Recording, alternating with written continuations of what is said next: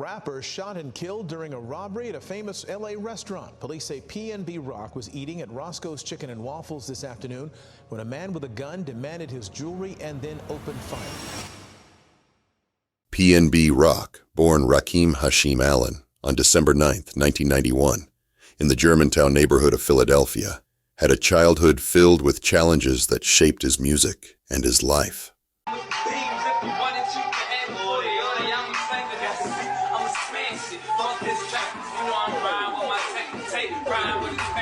Growing up in a rough neighborhood, he faced adversity from a young age. His father was murdered when Rakim was just 3 years old, leaving his mother to raise him and his 4 siblings alone. The loss of his father deeply affected him, and he found himself drifting into the streets as a way to cope with the pain and chaos in his life. By the time he was a teenager, PnB Rock was involved in petty crime and was frequently in trouble with the law. At 13, he was sent to a youth detention center for committing robberies and engaging in fights at school. His time in detention exposed him to even more hardened environments, further pushing him into a life of crime. After his release, he continued to struggle, eventually ending up homeless. He really couldn't rely on anyone. His uncle took him in and raised him for a while, but not long after, his uncle was killed. Somebody personal that I'll say like help me out. A lot of shit that I've been through. A lot of my shit. My uncle Mo, he just got recently killed. You feel me? That was like my dad. You would say, you feel me? I ain't had no. My dad got killed when I was young, and my uncle stepped in. Like he just was like the father figure for me and my brothers, and he would be my mentor. I would say. Yeah. Back to square one, PnB felt like he was living in a maze. Despite these hardships, PnB Rock found solace in music. I just don't get it. Tell me why you tripping. I told you I just wanna hit it. He grew up listening to R&B legends like Tupac Shakur and Jodeci, and these artists influenced his sound. He began writing his own songs, using music as a way to express his emotions and experiences. It wasn't until he was 19 years old, after serving a 33-month prison sentence for drug-related offenses, Pretty lady, oh, you can be my weekend baby. Round this time, he just had a daughter, so he knew he had to get things in motion. So he decided to fully pursue a career in music. During his time in prison, he started to take his craft seriously, writing songs and honing his unique blend of singing and rapping. So what kind of pushed you to the point where you were like, yo, I really gotta change things before things get too bad? It was that point in time where, you know, I was running in and out of jail. I was in and out of jail, but that was like kiddie stuff, you feel me? And then I got locked up as an adult, and there was nothing major. But when I finally got a chance to sit down, I had got locked up, and they gave me 2.5 years. So I was like, damn. And around this time, I ain't had nothing. I ain't had no money. I ain't really had no support system. I just was in jail by myself and just figured I'd just try to figure something out. I started making the music in jail, and it just kind of got big in the jails. Like everybody in the jails became famous in jail. That shit is kind of hard, like, because in jail, people don't really fuck with shit. Like they really like, they keep it too real in jail. Like your shit ain't hot, they gonna let you know, like in a harsh way. Sure. Yeah, I had came home with a notebook. I wish I could find that shit right now. That shit probably got some hits in there. For real? Hell yeah, but I used to write all my shit down. We used to have like low radios and shit up there. And people used to have like keyboards where they be making beats and shit up there. So it was really like, it wasn't that hard for me to like get my shit out there because there was already like a culture in jail.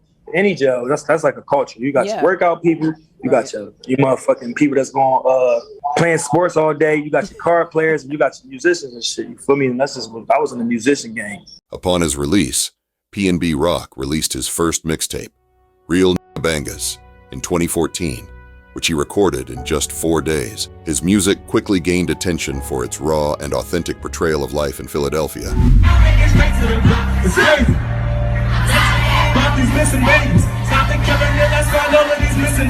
Sharing his music on Instagram, he quickly gained a large following and generated a lot of buzz, with people really connecting to his sound. It led him to a record deal with Atlantic Records. From there, PnB Rock's career began to take off, and he became known for his melodic rap style and hit songs like Selfish and Fleek. His rise to fame was a testament to his resilience and determination to overcome the obstacles of his past. Even though years later, he admitted to having regrets on signing the record deal. He said he doesn't make any money off his music. From 2016 to 2019, PnB Rock was at the height of his career. To be honest, that era of 2016 with Fetty Wap, PnB Rock, A Boogie, and Lil Uzi was undefeated. 2016 was an amazing year across the board. However, during the pandemic in 2020, PnB Rock started to slow down with his music. He wasn't releasing as much, and with his girlfriend becoming pregnant, his focus shifted. He wasn't touring, and his buzz began to fade.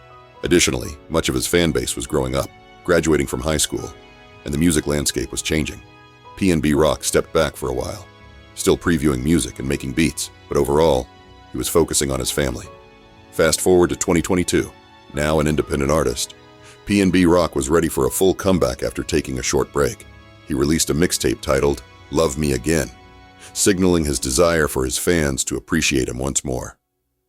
PnB Rock was ready for a major comeback.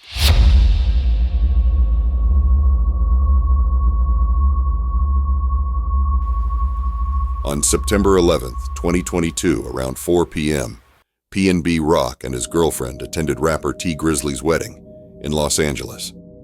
They spent several hours at the event, enjoying themselves, eating exotic foods, and dancing, as one does at a typical wedding.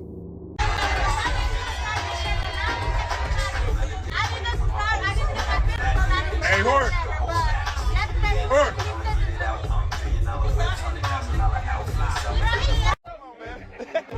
Come on, man. APs, Rollies, Plain James, Bust Dogs. He's been, hey, at least 60 and up, everybody in this bitch.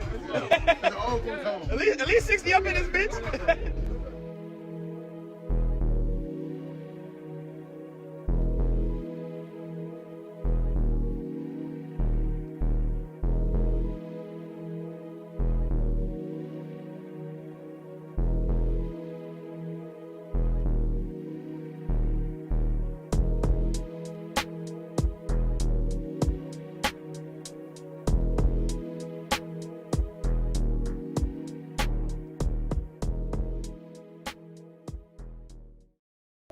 The next day, Monday, September 12th, 2022, around 10 a.m., PnB Rock posted an Instagram story showing himself riding in the passenger seat of his Mercedes-Benz with red interior. In the video, he was wearing his expensive jewelry. PnB Rock and his girlfriend were on their way to Roscoe's Chicken and Waffles. Suspect Freddie Lee met with someone outside Roscoe's just moments after PnB Rock and his girlfriend arrived. She had parked further in the back to avoid drawing attention to their luxury car. After parking, they went inside, got a table and ordered food, enjoying their time together. Freddie Lee was seen leaving but returned shortly after. He likely spotted PnB Rock's car as they were pulling in. This time, he brought his 17-year-old son, who was armed with a gun. Freddie dropped him off a short distance away from Roscoe's. A few minutes later, PnB Rock's girlfriend posted a picture of their food on Instagram, including the restaurant's location while they were still there. This is generally considered risky. It's always safer to post your location after you've left. At around 1:09 p.m., the 17-year-old entered the restaurant and walked directly to PnB Rock's table, pulled out a gun, and demanded his chains. PnB Rock refused, and an argument broke out. The suspect pointed the gun at PnB Rock and threatened, "Give me all of your jewelry now." He then shot PnB Rock in the chest, and after he fell, he shot him twice in the back. The teen took PnB Rock's chains and rings and watch. He then pointed the gun at PnB Rock's girlfriend, threatening, "Give me that right now or I swear to God I'll shoot you in the head." He took her jewelry and fled the scene in a getaway car with his father. However, they parked blocks away and walked home, with the son disposing of his shoes and shirt along the way. PnB Rock was gravely injured, bleeding on the floor of the restaurant. He was taken to a local hospital, where he was later pronounced dead. It's possible that if PnB Rock's girlfriend hadn't posted their location while they were still at the restaurant, this tragedy might have been avoided.